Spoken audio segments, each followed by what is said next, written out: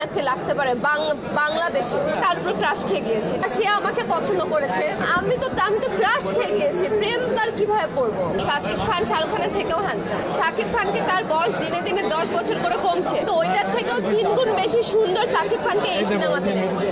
বরবাদ আমি আমার ফ্যামিলির সাথে ঈদের সময় দেখেছিলাম, আমার কাছে খুব ভালো লেগেছে। আজকে এর জন্য আমি সেকেন্ড টাইম প্রিমিয়ারে আমাদের আর্টিস্টদের সাথে বসে দেখতে আসছি। আর আসলে এটা একটা গেট টুগেদারের মতো, এখানে আসলে সব আর্টিস্ট প্লাস আমাদের ডিরেক্টর সবার সাথে দেখা হয়ে যাচ্ছে। আর মেহেদী হাসান নিজে আসলে আমাদের ঘরের ডিরেক্টর, তার সাথে আমি অনেক কাজ করেছি, তো এই কারণে দেখতে এসেছি আজকে সবার সাথে মিলে। তুফানের শাকিব খান আর বরবাদের শাকিব খানের সাথে অনেক পার্থক্য আছে।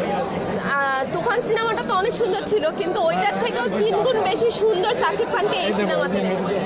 আর শাকিব খানকে দেখে আমি আসলে তার ফ্যান ছিলাম প্রথম থেকে, তার উপর ক্রাশ খেয়ে গিয়েছি যে ও মাই গড, এত সুন্দরও কার কোনো নায়ককে লাগতে পারে বাংলাদেশে।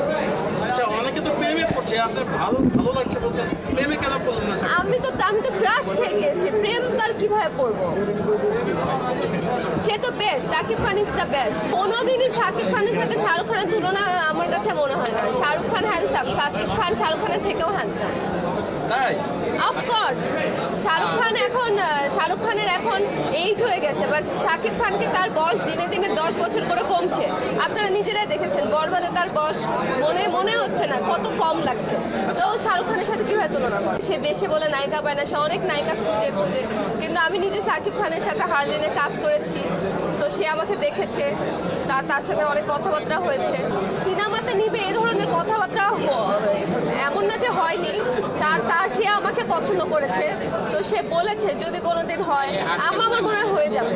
বলিউডে আসলে এখন এই ধরনের অনেক সিনেমা এসেছে, যেমন আমাদের অ্যানিমেল সিনেমাটার সাথে বরবাদের সিনেমার একটু হালকা পাতলা হয়তো সেম ধাঁচের সিনেমা হবে, কারণ অনেক কিছু ভায়োলেন্স আছে।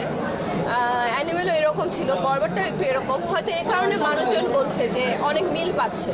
বাট তারপরও বরবাদ অ্যানিমেলের কথা মানুষ বলতেছে ওইটা অ্যানিমেলের জায়গায়। বাট আমরা প্রাউড যে আমরা বলিউডের, আমরা যদি কপিও করে থাকি বাই এনি চান্স, কোনো একটা দুটো সিন যদি কপিও হয়, আমরা যে এত সুন্দর করে কপিটা করতে পেরেছি, এই হিসাবে বাংলাদেশ হিসাবে আমাদের প্রাউড হওয়া উচিত যে বাংলাদেশে বাজেট অনেক বেশি, তারপরও যে মেকিং এত ভালো।